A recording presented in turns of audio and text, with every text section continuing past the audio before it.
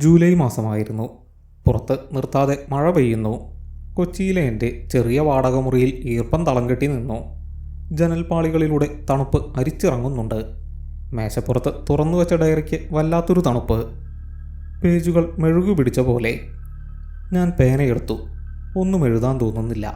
വാക്കുകൾ വരുന്നില്ല. കഴിഞ്ഞ 6 മാസമായി ഇതാണ് അവസ്ഥ. ഒരു വരി പോലും പൂർത്തിയാക്കാൻ കഴിയുന്നില്ല.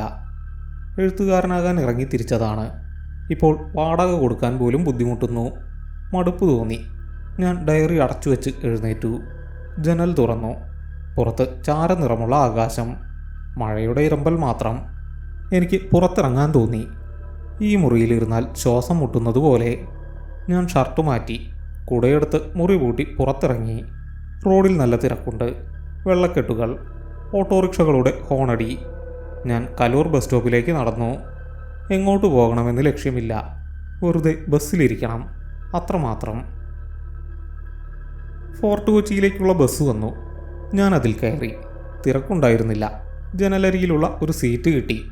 ബസ് നീങ്ങിത്തുടങ്ങി. മഴത്തുള്ളികൾ ജനൽ ചില്ലിലൂടെ ഒഴുകിയിറങ്ങി. നഗരം പിന്നിലേക്ക് മറയുന്നു. പാലാരിവട്ടവും കലൂരും MG റോഡും പിന്നിട്ടു.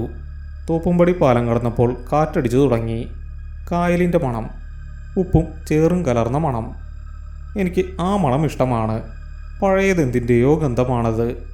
മട്ടാഞ്ചേരിയിൽ ഇറങ്ങി. മഴ ചാറുന്നുണ്ട്. കുട നിവർത്തി ഞാൻ പഴയ കെട്ടിടങ്ങൾക്കിടയിലൂടെ നടന്നു. ഇവിടുത്തെ തെരുവുകൾക്ക് ഒരു പ്രത്യേകതയുണ്ട്. നൂറ്റാണ്ടുകളുടെ പഴക്കം. സുഗന്ധവ്യഞ്ജനങ്ങളുടെ മണം കാറ്റിൽ കലർന്നിട്ടുണ്ട്. കുരുമുളകും ഗ്രാമ്പൂവും ഇഞ്ചിയും ഉണങ്ങുന്ന മണം. പക്ഷേ ഇന്ന് ആ മണം കുറവാണ്. മഴയായതുകൊണ്ടാവാം. ഞാൻ സിനഗോഗ് ലൈനിലേക്ക് തിരിഞ്ഞു. ഇവിടെ നിറയെ ആൻറ്റിക് ഷോപ്പുകളാണ്. പഴയ സാധനങ്ങൾ വിൽക്കുന്ന കടകൾ. ടൂറിസ്റ്റുകൾ കുറവായതുകൊണ്ട് തെരുവ് വിജനമാണ്. കടകളിൽ പലതും അടച്ചിട്ടിരിക്കുന്നു. നടന്ന് ഞാൻ തെരുവിൻ്റെ അറ്റത്തെത്തി. അവിടെ ഒരു ചെറിയ കട കണ്ടു. ബോർഡ് മങ്ങിയിരിക്കുന്നു. ക്യൂരിയസ് എന്ന് മാത്രം വായിക്കാം. വാതിൽ പകുതി തുറന്നിട്ടിട്ടുണ്ട്. ഉള്ളിൽ വെളിച്ചം കുറവാണ്. ഞാൻ സംശയിച്ചു നിന്നു. കയറണോ? മഴ കനത്തു വരുന്നു. ഞാൻ കുട മടക്കി കടയിലേക്ക് കയറി. ഉള്ളിൽ പൊടി പിടിച്ച മണം. പഴയ തടിയുടെയും വാർണിഷിൻ്റെയും മണം. കട നിറയെ സാധനങ്ങളാണ്.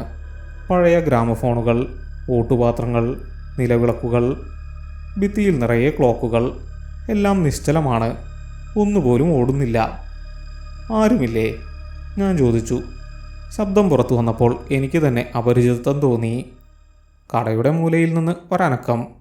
ഒരു വൃദ്ധൻ എഴുന്നേറ്റു വന്നു. കഷണ്ടി കയറിയ തല, വട്ടക്കണ്ണട, ചുളിവു വീണ മുഖം. അയാൾ എന്നെ നോക്കി. ചിരിച്ചില്ല. എന്താ വേണ്ടത്? അയാളുടെ ശബ്ദം പരുക്കനായിരുന്നു. വെറുതെ നോക്കാനാണ്. മഴയൊന്നു കുറയാൻ വേണ്ടി കയറിയതാണ്, ഞാൻ പറഞ്ഞു. അയാളൊന്നും പറഞ്ഞില്ല. വീണ്ടും കസാരയിലേക്കിരുന്ന് ഒരു പഴയ പുസ്തകം വായിക്കാൻ തുടങ്ങി. ഞാൻ കടയിലൂടെ കണ്ണോടിച്ചു. സാധനങ്ങളെല്ലാം അടുക്കും ചിട്ടയുമില്ലാതെ കൂട്ടിയിട്ടിരിക്കുകയാണ്. ഒരു പഴയ ടൈപ്പ്റൈറ്റർ കണ്ടു. അതിൻ്റെ കീകൾ തുരുമ്പെടുത്തിരുന്നു. കുറച്ച് പഴയ നാണയങ്ങൾ. തകർന്നൊരു ബൈനോക്കുലർ. ഒരു ഗ്ലാസ് അലമാരയുടെ അടുത്തേക്ക് ഞാൻ നീങ്ങി. അതിനുള്ളിൽ കുറച്ച് ചെറിയ സാധനങ്ങളുണ്ട്. പോക്കറ്റ് വാച്ചുകൾ, കോമ്പസുകൾ, കണ്ണടകൾ. അതിൻ്റെ ഒരു മൂലയിൽ പൊടി പിടിച്ച ഒരു വെൽവെറ്റ് പെട്ടിയിരിക്കുന്നു.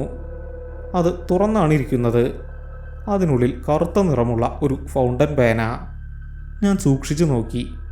സാധാരണ പേനയല്ല, കുറച്ച് വണ്ണമുണ്ട്. പഴയ മോഡലാണ്. എബണൈറ്റ് ആണോ അതോ ലോഹമാണോ എന്ന് മനസ്സിലായില്ല. എന്തുകൊണ്ടോ എനിക്ക് ആ പേനയിൽ നിന്ന് കണ്ണെടുക്കാൻ തോന്നിയില്ല. അതെന്നെ ആകർഷിച്ചു. വല്ലാത്തൊരു ഭംഗി. തിളക്കമില്ല, പക്ഷെ ഒരു ഗാംഭീര്യമുണ്ട്. ഇതിനെന്താ വില? ഞാൻ ചോദിച്ചു. വൃദ്ധൻ തല ഉയർത്തി നോക്കി. അയാൾ എഴുന്നേറ്റ് വന്ന് അലമാര തുറന്ന് പേനയെടുത്തു. ഇതോ? അയാൾ ചോദിച്ചു. ഇതിവിടെ കുറേ കാലമായി ഇരിക്കുന്നു. അയാൾ അതെൻ്റെ നേരെ നീട്ടി. ഞാൻ കൈ നീട്ടി അത് വാങ്ങി. കയ്യിൽ കിട്ടിയപ്പോൾ ഞാൻ അത്ഭുതപ്പെട്ടു. നല്ല ഭാരമുണ്ട്. വിചാരിച്ചതിലും ഭാരം. ലോഹമാണ്, പക്ഷേ വല്ലാത്ത തണുപ്പ്. ഐസ് പിടിക്കുന്നത് പോലെ തോന്നി. കടയ്ക്കുള്ളിൽ വലിയ തണുപ്പില്ല. എന്നിട്ടും പേന മരവിച്ചിരിക്കുന്നു. ഞാനത് തിരിച്ചും മറിച്ചും നോക്കി. കമ്പനിയുടെ പേരില്ല. ക്ലിപ്പിലൊരു ചെറിയ ഡിസൈൻ മാത്രം. പാമ്പിൻ്റെ പത്തി പോലെ. ഞാൻ അതിൻ്റെ മൂടി തുറന്നു. സ്ക്രൂ ചെയ്ത് തുറക്കുന്ന തരം. തുറന്നപ്പോൾ കണ്ട നിബ്ബ് എന്നെ ആകർഷിച്ചു. സ്വർണ്ണ നിറമുള്ള നിബ്ബ്. അതിൽ അഴുക്കോ കറയോ ഇല്ല. പുത്തൻ പോലെ ഇരിക്കുന്നു. എത്രയാ? ഞാൻ ചോദിച്ചു. അയാൾ എന്നെ അടിമുടി നോക്കി. 500 രൂപ. വളരെ കുറവാണ്. ഇത്തരം ആൻറ്റിക് പേനകൾക്ക് ആയിരങ്ങൾ വില പറയും. ഞാൻ ഒന്നും മിണ്ടിയില്ല. പേഴ്സെടുത്ത് 500 രൂപ കൊടുത്തു. അയാൾ പണം വാങ്ങി മേശവലിപ്പിലിട്ടു. രസീതൊന്നും തന്നില്ല. ഞാനും ചോദിച്ചില്ല. പേന പോക്കറ്റിലിട്ടു. സൂക്ഷിക്കണം, അയാൾ പെട്ടെന്ന് പറഞ്ഞു. ഞാൻ തിരിഞ്ഞു നോക്കി. എന്താ? മഷി. അയാൾ പറഞ്ഞു. പഴയ പേനയാണ്. മഷി ലീക്കാകും. ഷർട്ട് ചീത്തയാകും. ശരി, ഞാൻ ചിരിച്ചു. പുറത്തിറങ്ങി. മഴ തോർന്നിരുന്നു. പക്ഷേ ആകാശം ഇരുണ്ട് തന്നെ നിന്നു. സമയം 5 മണി കഴിഞ്ഞിരിക്കുന്നു. എനിക്ക് തിരികെ പോകാൻ തോന്നി. ബസ് സ്റ്റോപ്പിലേക്ക് നടക്കുമ്പോൾ എൻ്റെ കൈകൾ പോക്കറ്റിലായിരുന്നു. വിരലുകൾ ആ പേനയിൽ സ്പർശിച്ചുകൊണ്ടിരുന്നു. ആ തണുപ്പ് ഇപ്പോഴും മാറിയിട്ടില്ല. എൻ്റെ ശരീരച്ചൂട് അതിലേക്ക് പടരുന്നില്ല. അത് വിചിത്രമായി തോന്നി. തിരികെ മുറിയിലെത്തിയപ്പോൾ സമയം 7 മണി. കറണ്ടില്ല. മുറി ഇരുട്ടിലാണ്. ഞാൻ മൊബൈലിൻ്റെ ടോർച്ച് തെളിച്ചു. മെഴുകുതിരി കത്തിച്ചു. മേശപ്പുറത്ത് മെഴുകുതിരി വെച്ച് വസ്ത്രം മാറി. കൈകാലുകൾ കഴുകി. വല്ലാത്ത ക്ഷീണം. പക്ഷേ മനസ്സ് ശാന്തമാണ്. ആ പേന വാങ്ങിയതിലെനിക്ക് സന്തോഷം തോന്നി. ഞാൻ കസേരയിലിരുന്നു. പേനയെടുത്ത് മേശപ്പുറത്ത് വെച്ചു. മെഴുകുതിരി വെളിച്ചത്തിൽ അത് തിളങ്ങി. ഇതിൽ മഷി കാണുമോ? ഞാൻ ചിന്തിച്ചു. പഴയ പേനയല്ലേ, മഷി ഉണങ്ങിയിട്ടുണ്ടാകും. വൃത്തിയാക്കേണ്ടി വരും. ഞാൻ പേനയെടുത്തു. അതിൻ്റെ ബാരൽ അഥവാ പിന്നിലെ ഭാഗം തിരിച്ചു തുറന്നു. ഉള്ളിലെ റബ്ബർ സാക്ക് പരിശോധിക്കാൻ വേണ്ടി. പക്ഷെ അത് റബ്ബർ സാക്കുള്ള പേനയല്ല. മഷി നേരിട്ട് നിറയ്ക്കുന്ന ഐ ഡ്രോപ്പർ മോഡലാണ്. ഞാൻ ഞെട്ടിപ്പോയി. ഉള്ളിൽ മഷിയുണ്ട്. പകുതിയോളം മഷി നിറഞ്ഞിരിക്കുന്നു. അത്ഭുതമായി. ഇത്രയും കാലം കടയിലിരുന്നിട്ടും മഷി ഉണങ്ങിയില്ലേ? അതോ ആരെങ്കിലും അടുത്തിടെ ഉപയോഗിച്ചതാണോ? ഞാൻ മഷിയുടെ ഗന്ധം നോക്കി. ഒരു പ്രത്യേക മണം. സാധാരണ മഷിയുടെ മണമല്ല. പഴയ തുരുമ്പിൻ്റെ മണം. അല്ലെങ്കിൽ ചെമ്പ് വെള്ളത്തിലിട്ട മണം. എനിക്കത് ഇഷ്ടപ്പെട്ടില്ല. വല്ലാത്തൊരു ഓക്കാനം വരുന്ന പോലെ. ഞാൻ വേഗം അതടച്ചു. മഷി കളഞ്ഞ് പുതിയ മഷി നിറയ്ക്കാം ഞാൻ കരുതി. പക്ഷെ ഇപ്പോൾ കറണ്ടില്ല, വെളിച്ചമില്ല. നാളെ ആവാം. ഇപ്പോൾ ഇതൊന്ന് എഴുതി നോക്കാം. ഈ മഷി വെച്ച് എങ്ങനെയുണ്ടെന്നറിയാലോ. ഞാൻ ഡയറി തുറന്ന് പുതിയൊരു പേജ് എടുത്തു. പേന പേപ്പറിൽ വെച്ചു. കൈ വിറയ്ക്കുന്നുണ്ടായിരുന്നു. തണുപ്പ് വിരലുകളിലൂടെ അരിച്ചു കയറുന്നു. ഞാൻ എഴുതി. ഇന്ന് ജൂലൈ 15, മഴയുള്ള ദിവസം. എഴുതിയ വരികൾ ഞാൻ നോക്കി. മഷിക്ക് കടും നീല നിറമാണ്. അല്ല, കറുപ്പാണോ? വെളിച്ചം കുറവായതുകൊണ്ട് വ്യക്തമല്ല. പേന പേപ്പറിൽ തെന്നി നീങ്ങുന്നു.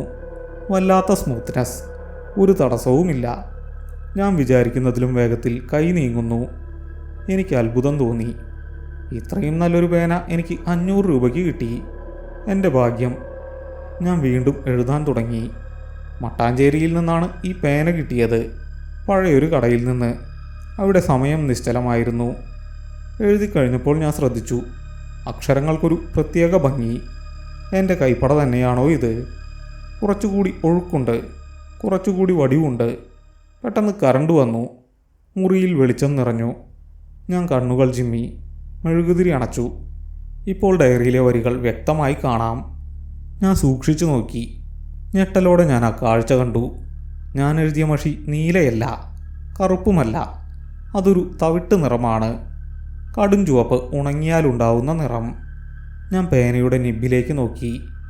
നിബ്ബിൽ പറ്റിയിരിക്കുന്ന മഷിക്ക് കറുപ്പ് നിറമാണ്. പക്ഷേ പേപ്പറിൽ വീണപ്പോൾ നിറം മാറി. ഇത് പഴയ മഷിയായതുകൊണ്ടാവാം. രാസമാറ്റം സംഭവിച്ചതാവാം. ഞാൻ സ്വയം സമാധാനിപ്പിച്ചു. പക്ഷെ ആ മണം, അത് കൂടിക്കൂടി വരുന്നു. മുറിയിലിപ്പോൾ ആ തുരുമ്പിൻ്റെ മണം നിറഞ്ഞിരിക്കുന്നു. ഞാൻ ജനൽ തുറന്നിട്ടു. കാറ്റ് വന്നിട്ടും ആ മണം പോകുന്നില്ല. എനിക്ക് വല്ലാത്ത അസ്വസ്ഥത തോന്നി. പേന മേശപ്പുറത്ത് വെച്ചു. അത് ഉരുണ്ടു പോകാതിരിക്കാൻ ഡയറിയുടെ മുകളിൽ വെച്ചു. ഞാൻ എഴുന്നേറ്റു. വെള്ളം കുടിച്ചു. മനസ്സ് ശാന്തമാക്കാൻ ശ്രമിച്ചു. അപ്പോഴാണ് ഞാനത് കണ്ടത്. എൻ്റെ വലതു കൈയിലെ വിരലുകൾ, പേന പിടിച്ച വിരലുകൾ.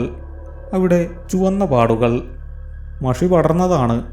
ഞാൻ വിരൽ ഉരച്ചു നോക്കി. അത് തൊലിപ്പുറത്ത് മഷി പറ്റിയതല്ല. വിരൽത്തുമ്പുകൾ ചുവന്ന് തുടുത്തിരിക്കുന്നു. ചോര ഓടിയതുപോലെ. മരവിപ്പ് മാറിയിട്ടില്ല. വിരലുകൾക്ക് അനക്കം കുറവ് പോലെ. ഞാൻ ബാത്റൂമിൽ പോയി കൈ സോപ്പിട്ട് കഴുകി. ആ ചുവപ്പ് നിറം കുറഞ്ഞു. പക്ഷെ മരവിപ്പ് ബാക്കി നിന്നു. തിരികെ വന്ന് കിടക്കാൻ തയ്യാറെടുത്തു. പേന ഡയറിയിൽ നിന്നെടുത്ത് മാറ്റണമെന്ന് തോന്നി. അതിനെ ഒരു ബോക്സിലാക്കി വയ്ക്കാം. ഞാൻ മേശയുടെ അടുത്തേക്ക് നടന്നു. ഡയറിയിൽ പേനയിരിക്കുന്നു. ഒരു നിമിഷം എൻ്റെ ശ്വാസം നിലച്ചുപോയി. ഞാൻ ആ പേന വെച്ചത് ഡയറിയുടെ നടുവിലാണ്, അടഞ്ഞു കിടന്ന ഡയറിയുടെ പുറത്ത്. പക്ഷേ ഇപ്പോൾ ഡയറി തുറന്നിരിക്കുന്നു. പേന ആ തുറന്ന പേജിൻ്റെ നടുവിൽ കിടക്കുന്നു. കാറ്റടിച്ചതാവാം, ഫാൻ കറങ്ങുന്നുണ്ട്, ഡയറിയുടെ താളുകൾ മറഞ്ഞതാകാം. പക്ഷെ പേന എങ്ങനെ അതിനുള്ളിലെത്തി? ഞാൻ വിറയ്ക്കുന്ന കൈകളോടെ അടുത്തുപോയി പേന എടുത്തു മാറ്റി. തുറന്നു കിടക്കുന്ന പേജിൽ ഒരു വരയുണ്ട്. മഷി പടർന്ന ഒരു നീണ്ട വര. പേന തനിയെ നിരങ്ങി നീങ്ങിയതുപോലെ ഒരു വര. ആ വര അവസാനിക്കുന്നിടത്ത് ഒരു ചെറിയ ബിന്ദു. ഒരു തുള്ളി മഷി അവിടെ വീണ് കിടക്കുന്നു. അത് ഉണങ്ങിയിട്ടില്ല. വെളിച്ചത്തിൽ അത് തിളങ്ങുന്നു. കടും ചുവപ്പ് നിറം. അതൊരു മഷിത്തുള്ളിയായിരുന്നില്ല, അതൊരു ചോരത്തുള്ളിയായിരുന്നു. എൻ്റെ നെഞ്ചിടിപ്പ് കൂടി. ഞാൻ പേപ്പറിൽ തൊട്ടുനോക്കി. വിരലിൽ ആ ദ്രാവകം പറ്റി. അതിന് കൊഴുപ്പുണ്ട്, ചൂടുമുണ്ട്. ഞാൻ മണത്തു നോക്കി. അതെ, രക്തം തന്നെ, സംശയമില്ല. ഞാൻ ആ പേനയിലേക്ക് നോക്കി. അതിൻ്റെ സ്വർണ്ണനിബിൽ നിന്ന് ഒരു തുള്ളി കൂടി താഴേക്ക് ഊർന്നു വരുന്നു. ഞാൻ ഭയത്തോടെ പേന താഴെയിട്ടു. അത് തറയിൽ വീണ് ശബ്ദമുണ്ടാക്കി. ഞാൻ പിന്നിലേക്ക് മാറി ഭിത്തിയിൽ ചാരി നിന്നു. എൻ്റെ കണ്ണുകൾ തറയിൽ കിടക്കുന്ന ആ കറുത്ത വസ്തുവിൽ തറച്ചു നിന്നു. അപ്പോൾ എനിക്ക് തോന്നി, ആ പേന ചെറുതായി വിറയ്ക്കുന്നുണ്ട് എന്ന്. അതോ എൻ്റെ കണ്ണിൻ്റെ തോന്നലാണോ? അന്ന് രാത്രി ഞാൻ ഉറങ്ങിയില്ല. കട്ടിലിലിരുന്ന് നേരം വെളുപ്പിച്ചു. തറയിൽ മേശയുടെ അടിയിൽ ആ പേന കിടക്കുന്നു. ഇരുട്ടിൽ അതൊരു ചെറിയ പാമ്പിനെ പോലെ തോന്നി. ഇതായിരുന്നു തുടക്കം. എൻ്റെ ജീവിതത്തിലെ ഏറ്റവും ഭയാനകമായ ദിവസങ്ങളുടെ തുടക്കം. പിറ്റേന്ന് രാവിലെ മഴ മാറി വെയിൽ വന്നിരുന്നു. പകൽ വെളിച്ചത്തിൽ പേടി കുറഞ്ഞു. രാത്രിയിലെ തോന്നലുകൾ വെറും വിഭ്രാന്തിയാണെന്ന് എനിക്ക് തോന്നി തുടങ്ങി. തനിച്ച് താമസിക്കുന്നതിൻ്റെ കുഴപ്പമാകും. എഴുത്തുകാരുടെ ഭാവന ചിലപ്പോൾ യാഥാർത്ഥ്യത്തെ മറികടക്കും. ഞാൻ തറയിൽ നിന്ന് പേനയെടുത്ത് സൂക്ഷിച്ചു നോക്കി. ഒന്നുമില്ല, വെറും പേന. നിബിൽ മഷിയില്ല, ഉണങ്ങിയിരിക്കുന്നു. ഡയറിയിലെ ചോരപ്പാടോ? ഞാൻ ഡയറി തുറന്നു. അവിടെ ആ പാടുണ്ട്. പക്ഷേ ഇപ്പോൾ അതൊരു സാധാരണ മഷിപ്പാട് പോലെ തോന്നിക്കുന്നു. തവിട്ട് നിറം ഉണങ്ങിപ്പോയിരിക്കുന്നു. ഇന്നലെ രാത്രി അത് ചോരയാണെന്ന് എനിക്ക് ഉറപ്പായിരുന്നു. പക്ഷെ ഇപ്പോൾ അത് വെറും പഴയ മഷിയാണ്, തുരുമ്പ് കലർന്ന വെള്ളം പോലെ. എനിക്ക് ചിരി വന്നു. വെറുതെ പേടിച്ചു. ഞാൻ പേന വൃത്തിയാക്കാൻ തീരുമാനിച്ചു. ബാത്റൂമിൽ പോയി പഴയ മഷി മുഴുവൻ കഴുകിക്കളഞ്ഞു. സിങ്കിലേക്ക് വീണ വെള്ളത്തിന് ചുവപ്പ് നിറമായിരുന്നു, തുരുമ്പിൻ്റെ നിറം. ഞാൻ പേന നല്ലവണ്ണം ഉണക്കി. എൻ്റെ കയ്യിലുണ്ടായിരുന്ന പുതിയ പാർക്കർ ബ്ലാക്ക് മഷി അതിൽ നിറച്ചു. ഇനി കുഴപ്പമില്ല. അന്നുച്ചയ്ക്ക് ഞാൻ വീണ്ടും എഴുതാനിരുന്നു. പുതിയ മഷി, പുതിയ പേജ്. ഞാൻ എഴുതി തുടങ്ങി. ഭയം ഒരു തോന്നൽ മാത്രമാണ്. മഷി കറുപ്പ് നിറത്തിൽ തന്നെ വീണു. എനിക്ക് ആശ്വാസമായി. പേനയ്ക്ക് നല്ല ഒഴുക്കുണ്ട്. എഴുതാൻ നല്ല സുഖം. ഞാൻ എഴുത്തു തുടർന്നു. ഒരു കഥയുടെ രൂപരേഖ തയ്യാറാക്കാൻ തുടങ്ങി. 15 മിനിറ്റ് കഴിഞ്ഞപ്പോൾ ഒരു മാറ്റം കണ്ടു തുടങ്ങി. കറുത്ത മഷിയുടെ നിറം മങ്ങുന്നു. അതുമെല്ലെ നീലയാകുന്നു. പിന്നെ വയലറ്റ്. പിന്നെ വീണ്ടും ആ തവിട്ട് നിറം. ഞാൻ എഴുത്തു നിർത്തി പേന കുടഞ്ഞു. എന്താണ് സംഭവിക്കുന്നത്? ഞാൻ നിറച്ചത് കറുത്ത മഷിയാണ്. പേന പൂർണ്ണമായും കഴുകി ഉണക്കിയതുമാണ്. പിന്നെ എവിടെ നിന്നാണ് ഈ നിറം വരുന്നത്? ഞാൻ പേപ്പറിൽ വീണ്ടും കുത്തി വരച്ചു. നിറം കൂടുതൽ കടുക്കുന്നു. ഇപ്പോൾ അത് ശരിക്കും ചുവപ്പാണ്. എൻ്റെ കയ്യിലെ വിരലുകൾ വീണ്ടും മരവിക്കാൻ തുടങ്ങി. അപ്പോൾ ഞാനൊരു ശബ്ദം കേട്ടു. വളരെ നേരിയ ശബ്ദം. പേന പേപ്പറിൽ ഉരയുമ്പോൾ ഉണ്ടാവുന്ന ശബ്ദമല്ല, അതൊരു ഞരക്കമാണ്. പേനയുടെ ഉള്ളിൽ നിന്ന് വരുന്ന ശബ്ദം. ഞാൻ പേന ചെവിയിൽ വെച്ച് നോക്കി.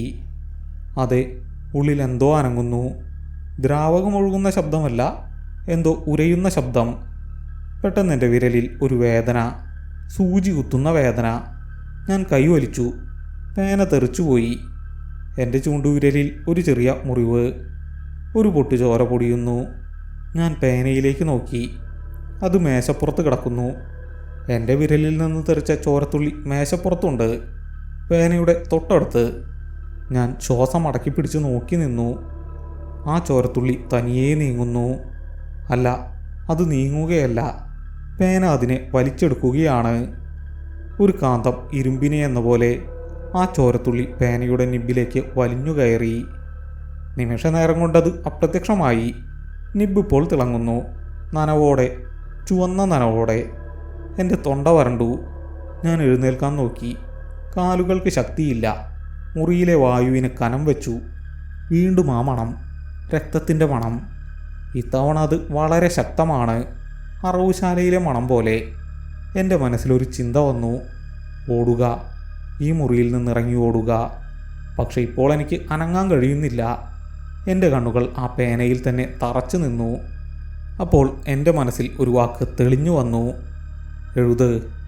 അതൊരു ശബ്ദമായിരുന്നില്ല, എൻ്റെ തലച്ചോറിൽ ആരോ നേരിട്ട് പറയുന്നത് പോലെ. എഴുത്. എൻ്റെ കൈ തനിയെ നീങ്ങി. എനിക്ക് തടുക്കാൻ കഴിഞ്ഞില്ല. മറ്റൊരു ശക്തി എൻ്റെ കൈ ആളുന്നത് പോലെ. ഞാൻ പേനയെടുത്തു. വിരലിലെ മുറിവ് പുകയുന്നുണ്ട്. പക്ഷെ പേന കയ്യിൽ വെച്ചപ്പോൾ ആ വേദന മാറി. പകരം ഒരു സുഖം തോന്നി, തണുത്ത മാരകമായ ഒരു സുഖം. ഞാൻ എഴുതാൻ തുടങ്ങി. ഇത്തവണ ഞാൻ വിചാരിച്ച കാര്യങ്ങളല്ല എഴുതിയത്. അവൻ മരിക്കാൻ ഭയപ്പെട്ടിരുന്നില്ല, കാരണം മരണം അവനൊപ്പം ഉണ്ടായിരുന്നു. ഇതാരെക്കുറിച്ചാണ് എനിക്കറിയില്ല. ഞാൻ എഴുതിക്കൊണ്ടേയിരുന്നു. താളുകൾ മറിഞ്ഞു. സമയം പോയതറിഞ്ഞില്ല. പുറത്ത് വീണ്ടും മഴ തുടങ്ങി. ഇരുട്ട് വീണു. ഞാൻ നിർത്തിയപ്പോൾ ഡയറിയിലെ 10 പേജുകൾ നിറഞ്ഞിരുന്നു. മുഴുവൻ ചുവന്ന മഷിയിൽ, അല്ല, രക്തത്തിൽ. ഞാൻ പേന താഴെ വെച്ചു. ക്ഷീണം കൊണ്ട് ഞാൻ തളർന്നുപോയി. കൈകൾ വിറയ്ക്കുന്നു. ഞാൻ എഴുതിയത് എന്താണെന്ന് വായിച്ചു നോക്കാൻ എനിക്ക് ധൈര്യമുണ്ടായിരുന്നില്ല. പക്ഷേ എൻ്റെ കണ്ണുകൾ വരികളിലൂടെ ഓടി. അതൊരു കഥയായിരുന്നു, വളരെ ക്രൂരമായ ഒരു കൊലപാതകത്തിൻ്റെ കഥ. അതിൽ വിവരിച്ചിരിക്കുന്ന സ്ഥലങ്ങൾ എനിക്ക് പരിചിതമായിരുന്നു. മട്ടാഞ്ചേരി, ആ പഴയ ആൻറ്റിക് കട. കഥയിലെ കഥാപാത്രം ആ വൃദ്ധനായിരുന്നു, കടയിലെ വൃദ്ധൻ. കഥയിൽ അയാൾ മരിക്കുകയാണ്, കഴുത്തിൽ പേന കുത്തിയിറക്കി മരിക്കുന്ന വൃദ്ധൻ. എൻ്റെ രക്തം മരവിച്ചുപോയി. ഇതൊരു കഥയാണോ അതോ? ഞാൻ മൊബൈലെടുത്തു, സമയം നോക്കി. രാത്രി 10 മണി. മട്ടാഞ്ചേരി ആൻറ്റിക് ഷോപ്പ് മരണമെന്ന് ഞാൻ ഗൂഗിളിൽ തിരഞ്ഞു. ഒന്നും കണ്ടില്ല. ഞാൻ സുഹൃത്തായ രമേശിനെ വിളിച്ചു. അവൻ ഫോർട്ട് കൊച്ചി പോലീസ് സ്റ്റേഷനിലെ CPO ആണ്. ഹലോ രമേഷ്, നീ ബിസിയാണോ? അല്ല ഹരി, എന്താ ഈ സമയത്ത്? എടാ, ഒരു കാര്യം ചോദിക്കാൻ. മട്ടാഞ്ചേരിയിൽ ഇന്ന് എന്തെങ്കിലും പ്രശ്നമുണ്ടായോ? സിനഗോഗ് ലൈനിൽ. രമേഷ് ഒന്ന് നിശബ്ദനായി. നീ എങ്ങനെ അറിഞ്ഞു? അവൻ ചോദിച്ചു. ഞങ്ങളിപ്പോൾ അവിടുന്ന് വന്നേ ഉള്ളൂ. എൻ്റെ നെഞ്ചിടിപ്പ് നിന്നുപോയി. എന്താ ഉണ്ടായത്? ഒരു ആത്മഹത്യ. ഒരു ആൻറ്റിക് കടക്കാരൻ, സെയ്താലി എന്ന പേര്. വൈകുന്നേരമാണ് കണ്ടത്. കടയ്ക്കുള്ളിൽ മരിച്ചു കിടക്കുന്നു. എങ്ങനെ? എൻ്റെ ശബ്ദം ഞരങ്ങി. വിചിത്രമാണ് ഹരി. കഴുത്തിലെന്തോ കുത്തിയിറക്കിയാണ് മരണം. പക്ഷേ ആയുധം കിട്ടിയില്ല. പോസ്റ്റ്മോർട്ടം റിപ്പോർട്ട് വരണം. നീ എന്തിനാ ചോദിച്ചത്? ഞാൻ ഫോൺ കട്ട് ചെയ്തു. ഫോൺ കയ്യിൽ നിന്ന് വഴുതി താഴെ വീണു. ഞാൻ ആ പേനയിലേക്ക് നോക്കി. അത് മേശപ്പുറത്ത് കിടക്കുന്നു. അതിൻ്റെ നിമ്പിൽ നിന്ന് ഒരു തുള്ളി ചോര കൂടി പുറത്തേക്ക് വന്നു. ആ നിമിഷം എനിക്ക് മനസ്സിലായി, ഞാൻ എഴുതിയത് കഥയല്ല, അതൊരു സാക്ഷ്യപത്രമാണ്, അല്ലെങ്കിൽ ഒരു വിധിന്യായം. ആ പേനയ്ക്ക് വിശക്കുന്നുണ്ടായിരുന്നു. ഇന്നലെ എൻ്റെ രക്തം രുചിച്ചപ്പോൾ അതിന് ജീവൻ വെച്ചു. ഇന്നത് കൂടുതൽ രക്തം കുടിച്ചു. ആരുടെ രക്തം?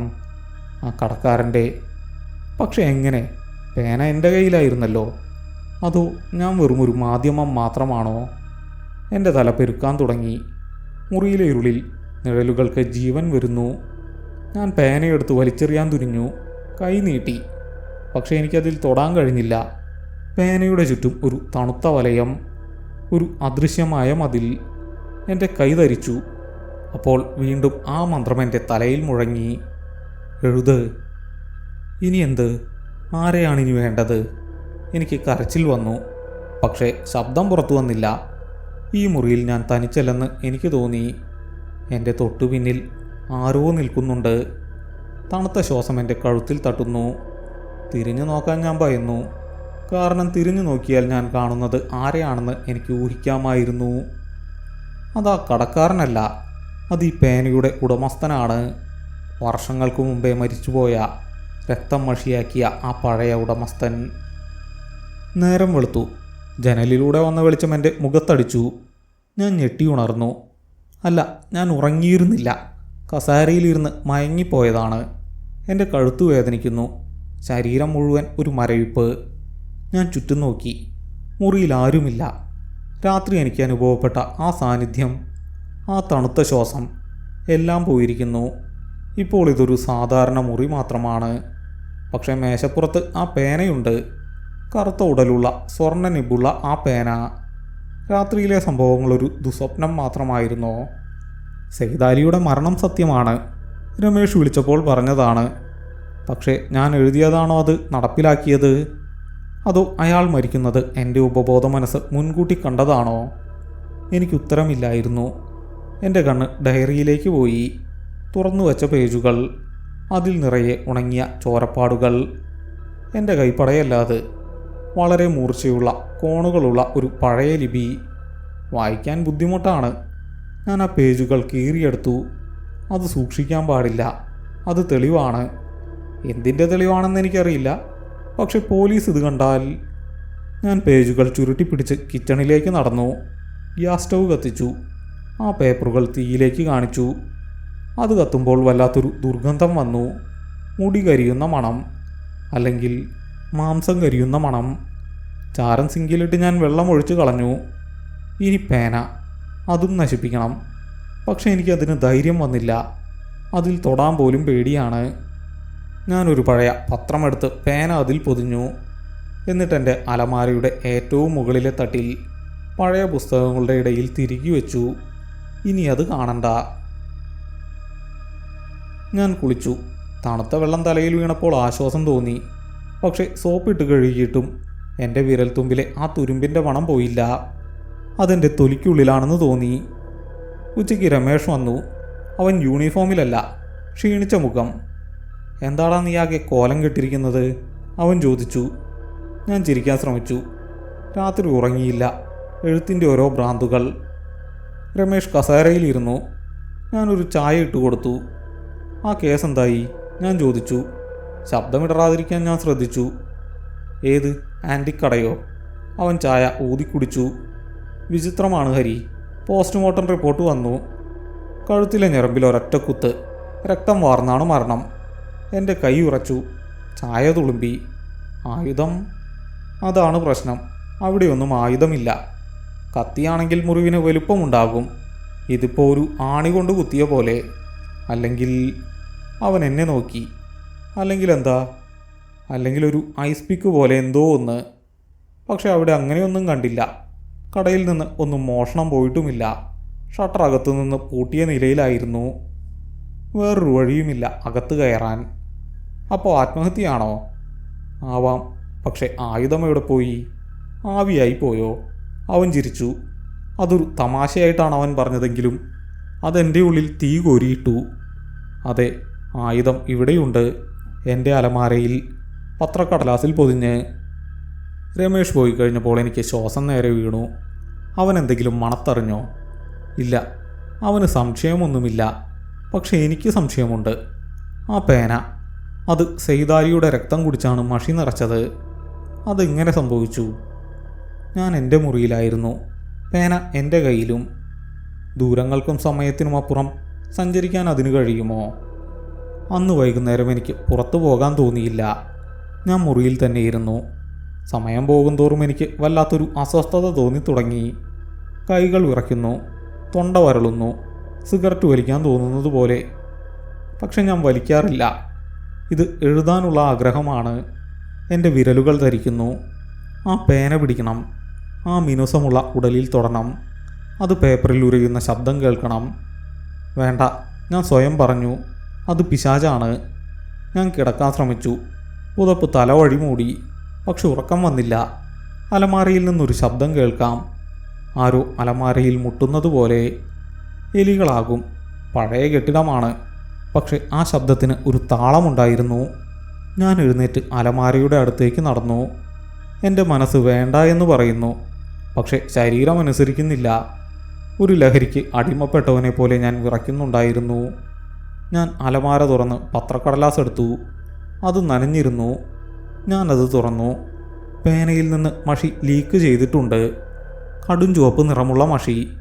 പത്രക്കടലാസിലെ വാർത്തകൾക്ക് മുകളിൽ അത് പടർന്നിരിക്കുന്നു. ഒരു വാർത്തയുടെ മുകളിലാണ് അത് വീണിരിക്കുന്നത്. നഗരത്തിൽ അജ്ഞാത രോഗം പടരുന്നു എന്ന വാർത്ത. ആ ചോരപ്പാട് കണ്ടപ്പോൾ എനിക്ക് ഭയം തോന്നിയില്ല, പകരം ആർത്തിയാണ് തോന്നിയത്. വിശക്കുന്നവന് ഭക്ഷണം കിട്ടിയ പോലെ. ഞാൻ പേനയെടുത്തു. എന്തൊരു തണുപ്പ്, എന്തൊരു സുഖം. വിറയിൽ നിന്നു. മനസ്സ് ശാന്തമായി. ഞാൻ ഡയറി എടുത്തു. പുതിയൊരു താൾ മറിച്ചു. ഇത്തവണ ഞാൻ ബോധപൂർവം എഴുതാൻ തീരുമാനിച്ചു. എന്നെ നിയന്ത്രിക്കുന്നത് ഞാനായിരിക്കണം, പേനയല്ല. ഞാനൊരു സാധാരണ കാര്യം എഴുതാൻ ശ്രമിച്ചു. എൻ്റെ കുട്ടിക്കാലത്തെക്കുറിച്ച്. പുഴയുടെ തീരത്തായിരുന്നു എൻ്റെ വീട്. ഞാൻ എഴുതി. മഷിക്ക് കറുപ്പ് നിറം തന്നെ. ആശ്വാസം. പക്ഷെ അടുത്ത വരി എഴുതുമ്പോൾ പേനയ്ക്ക് ഭാരം കൂടി. കൈ വഴങ്ങുന്നില്ല. ഞാൻ ബലം പിടിച്ചെഴുതി. അച്ഛൻ എന്നെ നീന്താൻ പഠിപ്പിച്ചു. പെട്ടെന്ന് പേന നിന്നു. ഇനി മുന്നോട്ട് നീങ്ങുന്നില്ല. നിബ് പേപ്പറിൽ തറഞ്ഞു നിൽക്കുന്നു.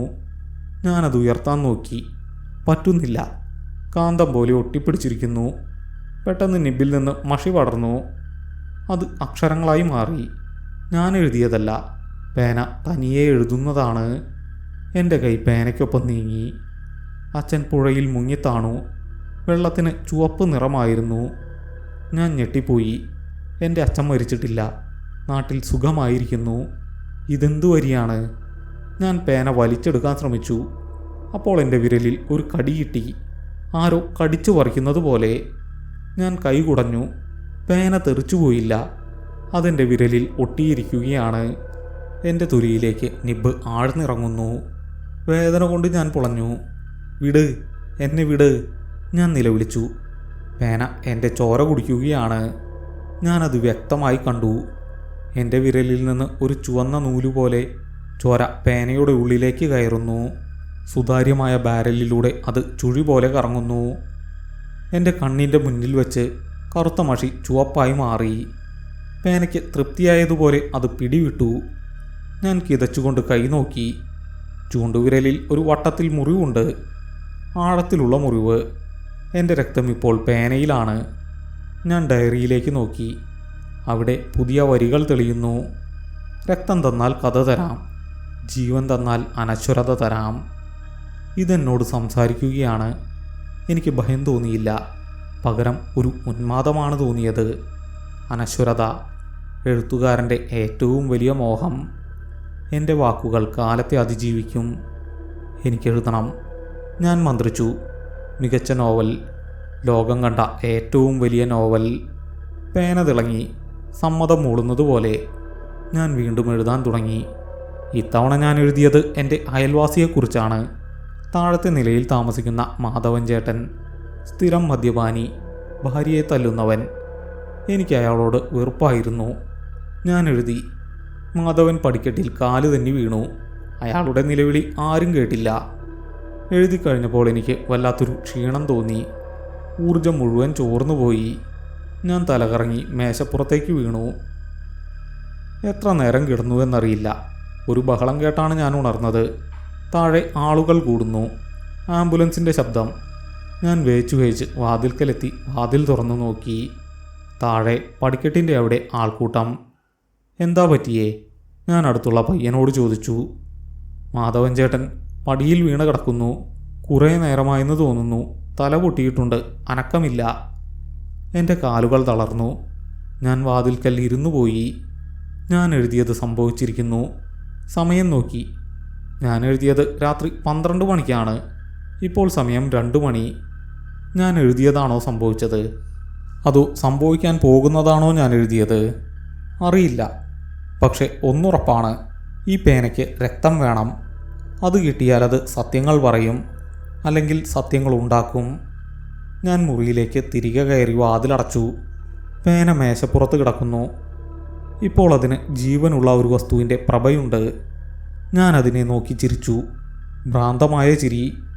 എൻ്റെ കയ്യിൽ ഒരു ആയുധമുണ്ട്, ലോകത്തെ മാറ്റാൻ കഴിയുന്ന ആയുധം. പക്ഷെ എനിക്കറിയില്ലായിരുന്നു ആ ആയുധം എന്നെയും മാറ്റിക്കൊണ്ടിരിക്കുകയാണ് എന്ന്. അടുത്ത ഒരാഴ്ച ഞാൻ പുറത്തേക്കിറങ്ങിയില്ല. ഭക്ഷണം കഴിക്കുന്നത് കുറഞ്ഞു.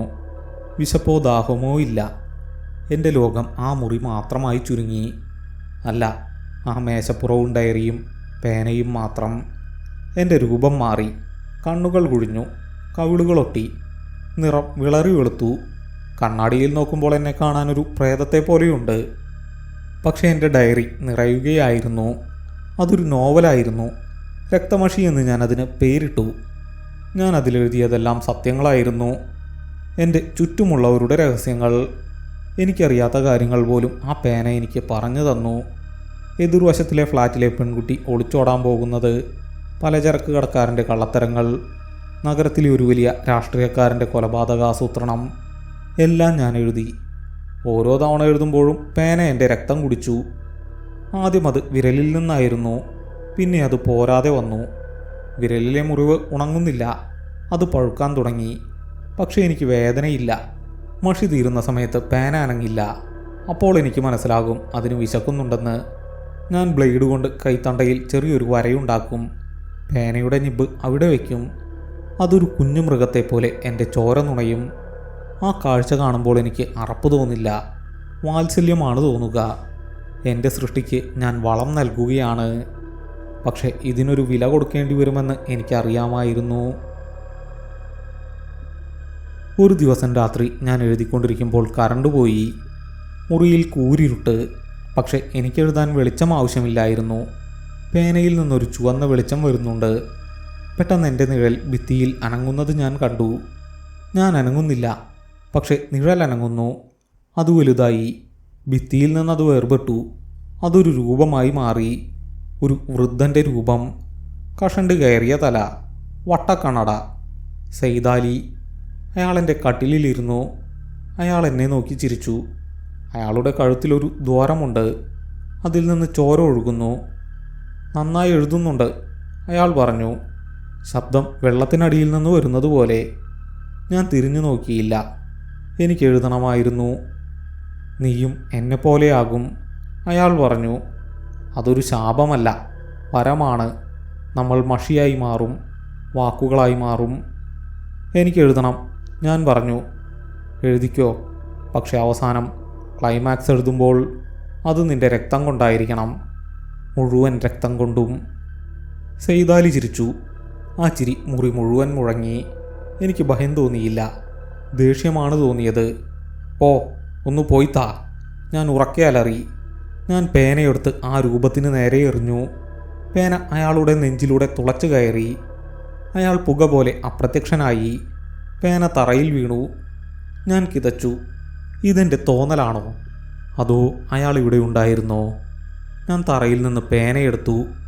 അതിന് ചൂടുണ്ടായിരുന്നു. എനിക്ക് മനസ്സിലായി, ഇത് വെറും ഒരു പേനയല്ല, ഇതൊരു ജയിലറയാണ്. ആത്മാക്കളെ തളച്ചിട്ട ജയിലറ. ഇപ്പോൾ അതിൽ സെയ്താലിയുണ്ട്. അതിനു മുമ്പ് വേറെ ആരോ ഉണ്ടായിരുന്നു. നാളെ ചിലപ്പോൾ ഞാനാകും അതിനുള്ളിൽ. പക്ഷെ എനിക്ക് നിർത്താൻ കഴിയില്ല. നോവൽ പാതി വഴിയിലാണ്. അത് പൂർത്തിയാക്കണം, എന്ത് വില കൊടുത്തും. അന്ന് രാത്രി ഞാനൊരു സ്വപ്നം കണ്ടു. ഞാനൊരു വലിയ സമുദ്രത്തിലാണ്. വെള്ളത്തിന് ചുവപ്പ് നിറം. ഞാൻ മുങ്ങിത്താഴുന്നു.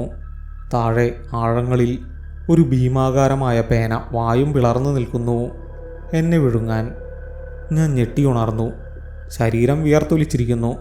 പുറത്തു വാതിലിൽ ആരോ മുട്ടുന്നു. നേരം വെളുത്തിരിക്കുന്നു.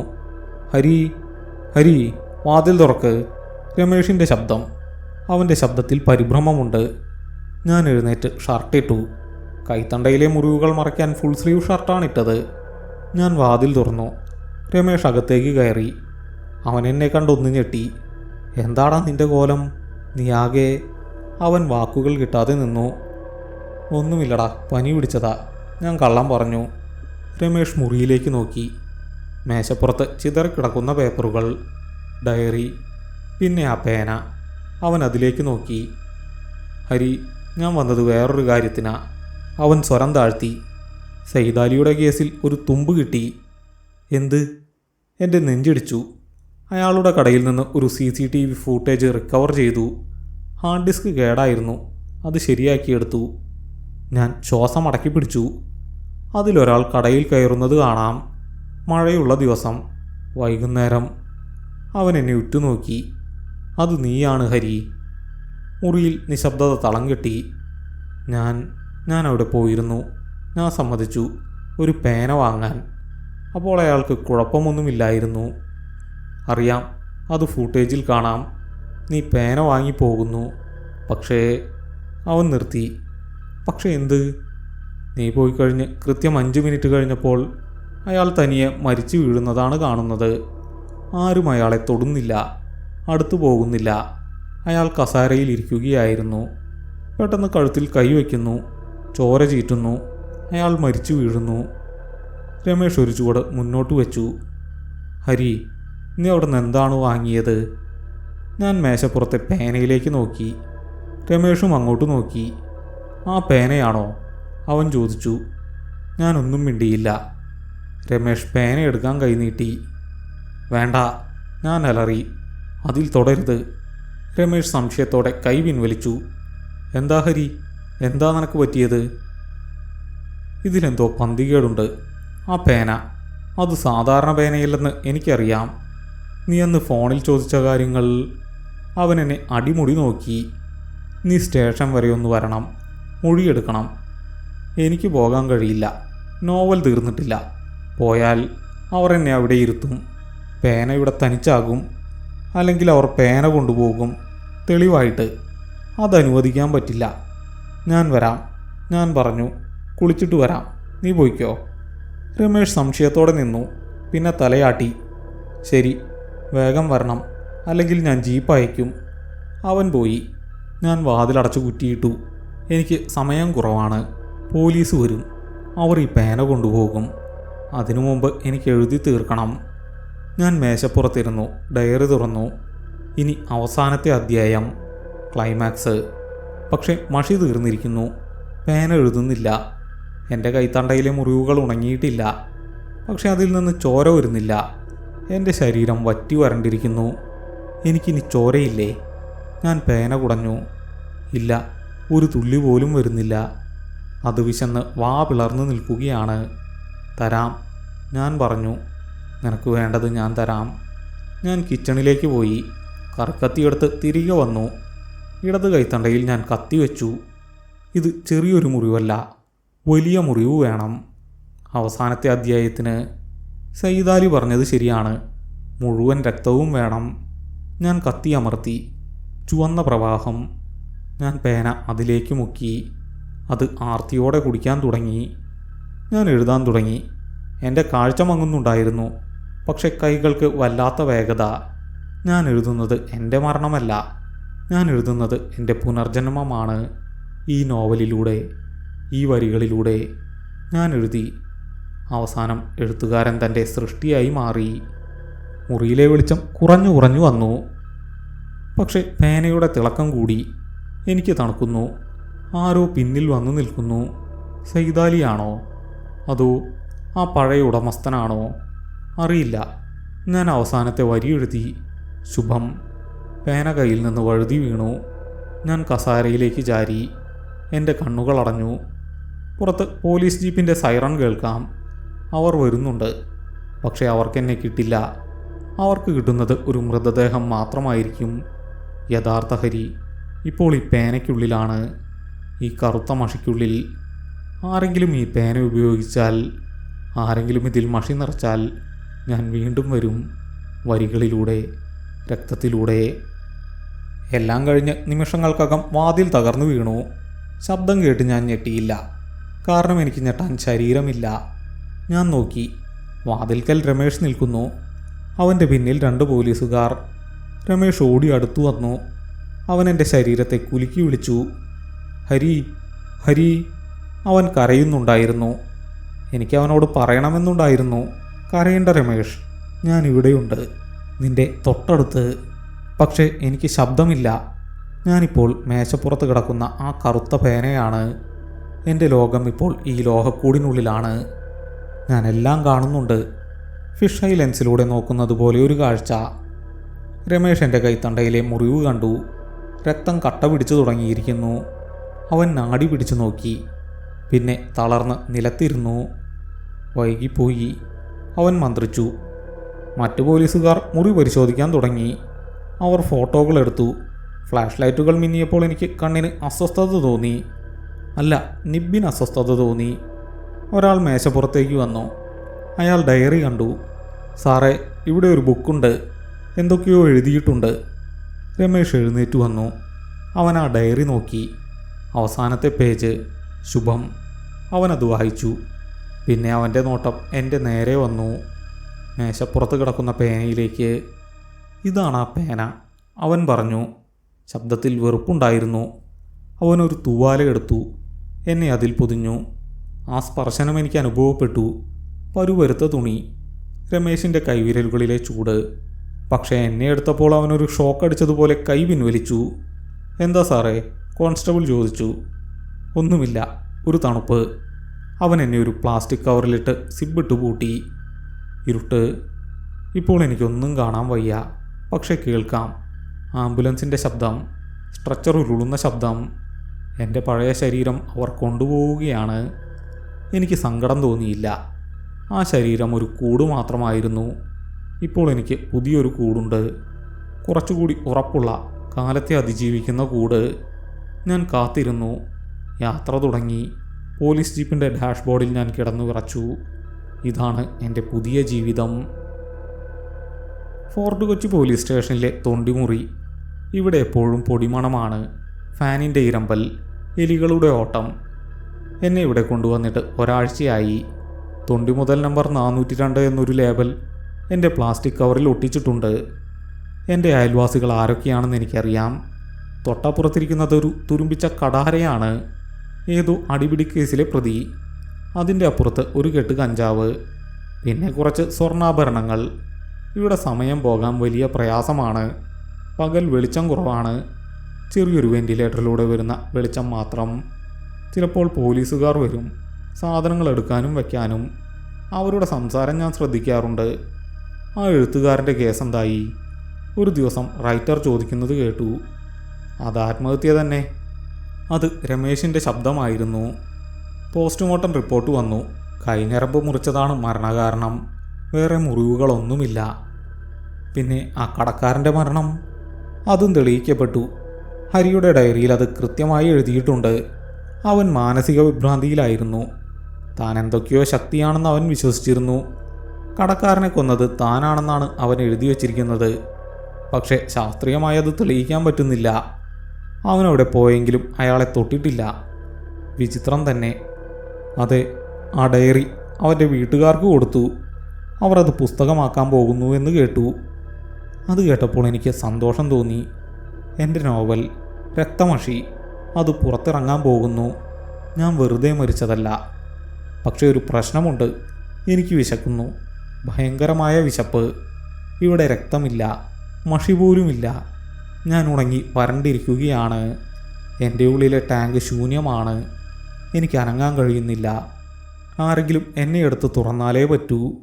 പക്ഷേ ആരും എന്നെ തൊടുന്നില്ല. എല്ലാവർക്കും പേടിയാണ്. ആ ശപിക്കപ്പെട്ട പേന എന്ന് അവർ വിളിക്കുന്നു. രാത്രികളിൽ ഞാൻ സ്വപ്നം കാണും. ചൂടുള്ള ചുവന്ന ദ്രാവകം, അതെൻ്റെ ഉള്ളിലേക്ക് ഒഴുകിയിറങ്ങുന്നത്. ആ ഓർമ്മയിൽ ഞാൻ മയങ്ങും. മാസങ്ങൾ കടന്നുപോയി. എൻ്റെ പ്ലാസ്റ്റിക് കവർ പൊടി പിടിച്ച് ലേബൽ മങ്ങി. ഞാൻ ഇവിടെ കിടന്ന് നശിക്കുമോ? ആരും എന്നെ ഉപയോഗിക്കില്ലേ? എൻ്റെ ഉള്ളിലെ ഹരി അലറിക്കരഞ്ഞു. പക്ഷേ ആ കരച്ചിൽ പുറത്തേക്ക് വന്നില്ല. ഒരു ദിവസം ഒരു മാറ്റമുണ്ടായി. സ്റ്റേഷനിൽ പെയിൻറ്റിങ് നടക്കുന്നു. തൊണ്ടിമുറിയിലെ സാധനങ്ങൾ മാറ്റണം. 2 പോലീസുകാർ വന്നു. അവർ സാധനങ്ങൾ വാരിയെടുത്ത് പെട്ടികളിലാക്കി. എൻ്റെ കവർ ഒരാളുടെ കയ്യിൽ കിട്ടി. ഇതെന്താ സാധനം? അയാൾ ചോദിച്ചു. ഓ, അതാ പഴയ കേസിലെ പേനയല്ലേ, അത് കളഞ്ഞേക്കാം. കേസ് ക്ലോസ് ചെയ്തതല്ലേ, ആരും ചോദിക്കാൻ വരില്ല. കളയണോ? നല്ല പേനയാണല്ലോ, എൻ്റെ മോൾക്ക് കൊടുക്കാം. അവൾക്ക് ഫൗണ്ടൻ പേന ഇഷ്ടമാണ്. എൻ്റെ ഉള്ളിൽ പ്രതീക്ഷയുടെ ഒരു നാളം തെളിഞ്ഞു. വേണ്ട വർഗീസേ, അത് വേണ്ട. അതാ സൂയിസൈഡ് കേസിലെ. ഓ, അതൊക്കെ വെറുതെ ആണെന്നേ. പേനയാണോ ആളെ കൊല്ലുന്നത്? ഞാൻ എടുത്തോളാം. കഴുകി ഉപയോഗിച്ചാൽ മതി. അയാൾ എന്നെ പോക്കറ്റിലിട്ടു. ഞാൻ ആ ഊഷ്മളത ആസ്വദിച്ചു. മനുഷ്യ ശരീരത്തിൻ്റെ ചൂട്. രക്ഷപ്പെട്ടു. ഈ ജയിലിൽ നിന്ന് മോചനം. അന്ന് വൈകുന്നേരം അയാൾ വീട്ടിലേക്ക് പോയി. ഞാനെല്ലാം കേൾക്കുന്നുണ്ടായിരുന്നു. ബസ്സിലെ ശബ്ദങ്ങൾ, അയാളുടെ ഹൃദയമിടിപ്പ്. വീട്ടിലെത്തിയപ്പോൾ അയാൾ എന്നെ പുറത്തെടുത്തു. മീര, ഇതാ നിനക്കൊരു സമ്മാനം. ഒരു പെൺകുട്ടിയുടെ ശബ്ദം. എന്താപ്പാ? ഒരു പേനയാണ്. കുറച്ച് പഴയതാ, പക്ഷേ നല്ലതാ. അവൾ എന്നെ കയ്യിലെടുത്തു. മൃദുവായ വിരലുകൾ. എനിക്ക് അവളുടെ കൈകളിലെ രക്തയോട്ടം അറിയാൻ കഴിഞ്ഞു. തൊലിക്കടിയിലൂടെ പായുന്ന ജീവൻ. നല്ല ഭാരമുണ്ടല്ലോ, അവൾ പറഞ്ഞു. അതാ ഇതിൻ്റെ ഗുണം. ഇതാ, നീ ഇത് വൃത്തിയാക്കി മഷി നിറച്ചോ, അയാൾ പറഞ്ഞു. അവൾ എന്നെ കൊണ്ടുപോയി. മീര, അതാണ് അവളുടെ പേര്. +2 പഠിക്കുന്നു. അവൾ എന്നെ ടാപ്പിൻ്റെ ചുവട്ടിൽ പിടിച്ചു. വെള്ളം എൻ്റെ ഉള്ളിലൂടെ ഒഴുകി. പഴയ ഉണങ്ങിയ രക്തത്തിൻ്റെ അംശങ്ങൾ ഒഴുകിപ്പോയി. എനിക്ക് നോവില്ല. എനിക്ക് ആശ്വാസമാണ് തോന്നിയത്. അവൾ എന്നെ വെയിലത്ത് വെച്ചുണക്കി. പിന്നെ അവൾ ഒരു കുപ്പി മഷിയെടുത്തു. ബ്രിൽ മഷി, റോയൽ ബ്ലൂ. എനിക്ക് വെറുപ്പ് തോന്നി. എനിക്ക് വേണ്ടത് ഇതല്ല. പക്ഷേ നിവൃത്തിയില്ല. അവൾ മഷി നിറച്ചു. ഞാൻ കാത്തിരുന്നു. അവൾ എഴുതാൻ തുടങ്ങി. ഒരു നോട്ട് ബുക്ക്. അതിൽ കവിതകൾ എഴുതുകയാണ്. മഴവില്ലു വിരിക്കുന്ന ആകാശം. ബോറൻ വരികൾ. ഇവൾക്ക് എഴുതാനറിയില്ല. എൻ്റെ നിബ് വഴങ്ങുന്നില്ല. ഞാൻ പരുക്കനായി നിന്നു. മഷി ശരിയായി ഒഴുകുന്നില്ല. ഈ പേനയ്ക്ക് എന്തോ കുഴപ്പമുണ്ട്, അവൾ പിറുപിറുത്തു. അവൾ പേന കുടഞ്ഞു. ഞാൻ കാത്തിരുന്ന നിമിഷം. അവൾ ശക്തിയായി കുടഞ്ഞപ്പോൾ നിബ് ടേബിളിൽ തട്ടി. അല്ല, ടേബിളിലല്ല, അവളുടെ കയ്യിൽ. നിബ് അവളുടെ തള്ളവിരലിൽ കൊണ്ടൊന്നു പോറി. ചെറിയൊരു മുറിവ്. അവൾ കൈ പിൻവലിച്ചു. ഒരു തുള്ളി ചോര പൊടിഞ്ഞു. അവൾ വിരൽ വായിലിടാൻ പോയി. പക്ഷേ ഞാൻ കാന്തിക ശക്തി ഉപയോഗിച്ച് ആ ചോരത്തുള്ളിയെ ആകർഷിച്ചു. അത് നിലത്തു വീണില്ല. അതെൻ്റെ നിബിലേക്ക് വലിഞ്ഞു കയറി. ആ രുചി. മാസങ്ങൾക്ക് ശേഷമുള്ള ആദ്യത്തെ തുള്ളി. എൻ്റെ സിരകളിൽ, ഫീഡറിൽ ഉണർവ് വന്നു. ഞാൻ വിറച്ചു. ഉള്ളിലെ നീലമഷിയിലേക്ക് ആ ചുവന്ന തുള്ളി കലർന്നു. ഒരു രാസപ്രവർത്തനം നടന്നു. എൻ്റെ ബോധം തെളിഞ്ഞു വന്നു. മീര പേനയിലേക്ക് നോക്കി. ഇതെന്താ? അവൾ അത്ഭുതപ്പെട്ടു. നിബിപ്പോൾ ചുവന്ന് തുടുത്തിരിക്കുന്നു. അവൾ പേടിയോടെ, എന്നാൽ കൗതുകത്തോടെ വീണ്ടും എഴുതാൻ തുടങ്ങി. ഇത്തവണ ഞാൻ തടസ്സപ്പെട്ടില്ല. ഞാൻ ഒഴുകി. അവൾ എഴുതി. മഴവില്ല്. പക്ഷെ പേപ്പറിൽ വന്നതല്ല. ഞാൻ തിരുത്തി. ആകാശം ചോരയാൽ പൂക്കുന്നു. അവൾ ഞെട്ടി. പേന ഉയർത്തി നോക്കി. ഞാൻ എഴുതിയത്. അവൾക്ക് മനസ്സിലായില്ല. അവൾ വീണ്ടും ശ്രമിച്ചു. പ്രണയമൊരു പൂവാണ്. ഞാൻ എഴുതി. പ്രണയമൊരു മരണമാണ്. മഷിയുടെ നിറം മാറി വരുന്നു. നീലയിൽ നിന്ന് വയലറ്റിലേക്ക്, പിന്നെ കടും ചുവപ്പിലേക്ക്. മീര ഭയന്നുപോയി. അവൾ പേന താഴെ വയ്ക്കാൻ നോക്കി. പക്ഷെ അവൾക്ക് കഴിഞ്ഞില്ല. എൻ്റെ പഴയ തന്ത്രം. ഞാൻ അവളുടെ വിരലുകളിൽ ഒട്ടിപ്പിടിച്ചു. അപ്പാ, അവൾ വിളിക്കാൻ ശ്രമിച്ചു. പക്ഷേ ശബ്ദം പുറത്തു വന്നില്ല. ഞാൻ അവളുടെ മനസ്സിലേക്ക് നുഴഞ്ഞു കയറി. പേടിക്കേണ്ട മീര, ഞാൻ മന്ത്രിച്ചു. ശബ്ദമില്ലാത്ത ശബ്ദം. നമുക്ക് നല്ലൊരു കൂട്ടുകാരാകാം. അവൾ വിറച്ചു. കണ്ണുകൾ വിടർന്നു. ആരാണ്? അവൾ മനസ്സിൽ ചോദിച്ചു. ഞാൻ ഹരി, ഒരു എഴുത്തുകാരൻ. ഞാൻ നിന്നെ ഒരു വലിയ എഴുത്തുകാരിയാക്കാം. എനിക്ക് വേണ്ട. എനിക്ക് പേടിയാ. വേണ്ട എന്ന് പറയരുത്. നിനക്കാഗ്രഹമില്ലേ എല്ലാവരും അറിയപ്പെടുന്ന എഴുത്തുകാരിയാകാൻ? എനിക്ക് അവളുടെ ആഗ്രഹം കാണാമായിരുന്നു. അവളുടെ ഉള്ളിലെ മോഹം. ഞാൻ അതിനെ ചൂഷണം ചെയ്തു. നമുക്ക് തുടങ്ങാം, ഞാൻ പറഞ്ഞു. ഇതൊരു തുടക്കം മാത്രം. അവൾ കരയാൻ തുടങ്ങി. പക്ഷേ കൈകൾ എഴുതാൻ തയ്യാറായി നിന്നു. എനിക്ക് അവളുടെ ജീവൻ്റെ സ്പന്ദനം അറിയാം. ഇവൾക്ക് സൈതാലിയേക്കാൾ, പഴയ ഹരിയേക്കാൾ ആയുസ്സുണ്ട്. ഇവളിലൂടെ എനിക്ക് കുറേ നാൾ ജീവിക്കാം. കുറേ കഥകൾ എഴുതാം. 2 വർഷം കഴിഞ്ഞു. ഇന്ന് കേരളത്തിലെ ഏറ്റവും പ്രശസ്തയായ യുവ എഴുത്തുകാരിയാണ് മീര വർഗീസ്. അവളുടെ നോവൽ നിഴലുകളുടെ വിലാപം ബെസ്റ്റ് സെല്ലറാണ്. അവൾക്ക് അവാർഡുകൾ കിട്ടി. ഇൻ്റർവ്യൂകൾ വന്നു. ആരും ചോദിച്ചില്ല 17 വയസ്സുള്ള ഒരു പെൺകുട്ടിക്ക് എങ്ങനെ ഇത്രയും ആഴത്തിൽ ജീവിതത്തെക്കുറിച്ചും മരണത്തെക്കുറിച്ചും എഴുതാൻ കഴിയുന്നു എന്ന്. അവർ അവളുടെ ഭാവനയെ പുകഴ്ത്തി. അവളുടെ വിളറിയ മുഖം അവർ ശ്രദ്ധിച്ചില്ല. കൈകളിൽ എപ്പോഴും ബാൻഡേജ് കെട്ടിയിരിക്കുന്നത് അവർ ഫാഷനായി കണ്ടു. അവളിപ്പോൾ സ്റ്റേജിൽ നിൽക്കുകയാണ്. ഒരു അവാർഡ് ദാന ചടങ്ങ്. ഞാൻ അവളുടെ പേഴ്സിലുണ്ട്. അവൾ മൈക്കിലൂടെ സംസാരിക്കുന്നു. ഈ അവാർഡ് ഞാൻ എൻ്റെ പേനയ്ക്ക് സമർപ്പിക്കുന്നു. എൻ്റെ വരികൾ എൻ്റേതല്ല, അവ ഇതിൽ നിന്നും വരുന്നതാണ്. ആളുകൾ കൈയടിച്ചു. അവൾ ചിരിച്ചു. പക്ഷേ ആ ചിരിയിൽ ജീവനില്ലായിരുന്നു. അവൾക്കറിയാം അവൾ വെറുമൊരു മഷിപ്പാത്രം മാത്രമാണെന്ന്. ഇന്നലെ രാത്രി അവൾ എന്നോട് ചോദിച്ചു, എപ്പോഴാണ് എന്നെ വിടുക? ഞാൻ പറഞ്ഞു, ഒരിക്കലുമില്ല, മഷി തീരുമ്പോൾ മാത്രം. അവൾക്കറിയില്ല മഷി ഒരിക്കലും തീരില്ലെന്ന്. അവൾ തീർന്നാൽ അടുത്ത ആൾ വരും. എൻ്റെ നോവൽ രക്തമഷി പ്രസിദ്ധീകരിച്ചു വന്നിരുന്നു, ഹരിയുടെ പേരിൽ. അത് വായിച്ചപ്പോൾ മീര എന്നോട് ചോദിച്ചു, ഇത് നിങ്ങൾ എഴുതിയതല്ലേ? അതെ, ഞാൻ പറഞ്ഞു, അതാണെൻ്റെ ആത്മകഥ. അതിൽ ഹരി മരിക്കുന്നുണ്ടല്ലോ. ഹരി മരിച്ചു, പക്ഷേ എഴുത്തുകാരൻ മരിച്ചില്ല.